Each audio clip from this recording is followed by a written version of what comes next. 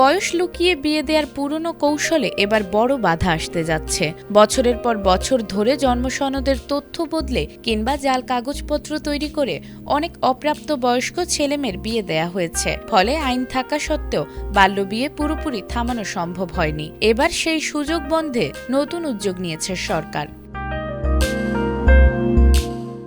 বাল্যবিয়ে প্রতিরোধে বিয়ের নিবন্ধনের ক্ষেত্রে কাগজের জন্মসনদের পরিবর্তে অনলাইন বা ডিজিটাল জন্ম নিবন্ধন রেকর্ড বাধ্যতামূলক করতে বাল্যবিয়ে নিরোধ আইন 2017 সংশোধনের উদ্যোগ নেওয়া হয়েছে। সোমবার জাতীয় সংসদে এক প্রশ্নের লিখিত জবাবে এ তথ্য জানান মহিলা ও শিশু বিষয়ক প্রতিমন্ত্রী আবুল জাফর মোহাম্মদ জাহিদ হোসেন।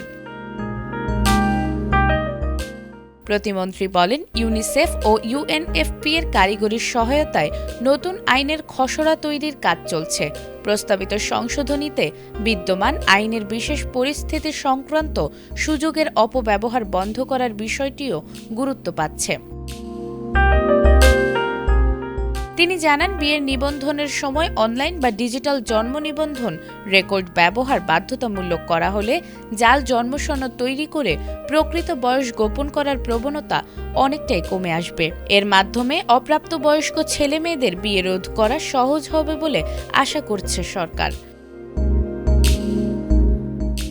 প্রশ্নকারী সংসদ সদস্য আবুল হাসনাত বলেন, ইউনিসেফের গ্লোবাল চাইল্ড ম্যারেজ ইন্ডেক্স 2026 অনুযায়ী দক্ষিণ এশিয়ায় এখনও বাংলাদেশে বাল্যবিয়ের হার উদ্বেগজনক। বিশেষ করে দুর্গম ও প্রত্যন্ত অঞ্চলে আইনি ফাঁকফোকর এবং জন্ম নিবন্ধন জালিয়াতির সুযোগ কাজে লাগিয়ে বাল্যবিয়ে দেয়া হচ্ছে।